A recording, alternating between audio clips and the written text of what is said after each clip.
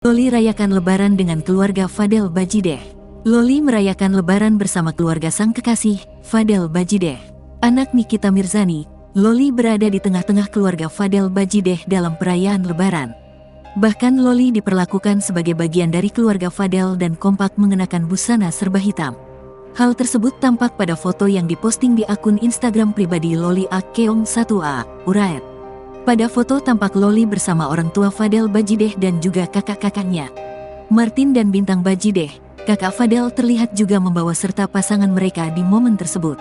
Loli tampak anggun mengenakan busana hitam dipadukan dengan hijabnya. Di unggahan selanjutnya, Loli bersuah foto berdua bersama Fadel Bajideh. Mereka kompak senyum ke arah kamera.